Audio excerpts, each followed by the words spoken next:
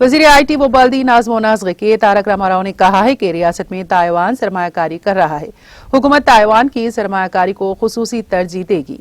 उन्होंने invest India की जानिब से मुनक़िदा Taiwan content Telangana state conference से खिताब करते हुए कहा कि तेलंगाना और ताइवान के दरमियान बेहतरीन शिराकत दारी है। इस कॉन्फ्रेंस का मकसद ताइवान और तेलंगाना के दरमियान मज़ीद तिजारत को फ़रोग़ देने में दिलचस्पी रखने वाली कंपनियों में बेदारी पैदा करना था।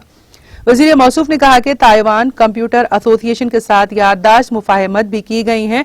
उन्होंने कहा कि हैदराबाद ही हिंदुस्तान का वाहिद शहर है जिसने इंडिया ताइवान स्टार्टअप अलायंस कायम किया है। उन्होंने कहा कि ताइवान की सनतों के कल्चर से दुनिया को बहुत कुछ सीखना है। उन्होंने कहा कि हुकूमत वहां के तिजारती तबके से इश्तिराक में इजाफा करेगी।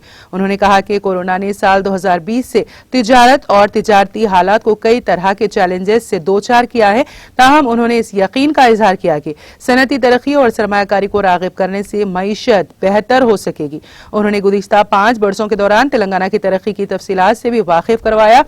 उन्होंने कहा कि रियासत में पहले ही तकरीबन 32 बिलियन डॉलर की सरमायाकारी की गई है और तेलंगाना की GDP और फीकस आमदनी बढ़ रही है। उन्होंने इस उम्मीद का इजहार किया कि इन्वेस्ट इंडिया का आज का इजलास इस सिलसिले में कारगर साबित होगा।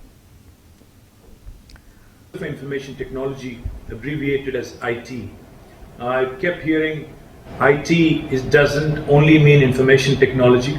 In fact, IT could very well be, a symbol of India-Taiwan partnership as well. Our association with Taiwan goes, a long way back. In fact, I fondly remember and cherish my first visit to Taiwan in 2015, which gave me a glimpse of the Taiwanese electronics industry. We've always considered Taiwan to be a strategic partner, and we deeply value the foundations and principles that the Taiwanese industry thrives on. In fact, we were one of the first states from India. नाज़रीन, हमारे TTV news को subscribe करें, bell icon को press करें, share करें और like करना ना भूलें।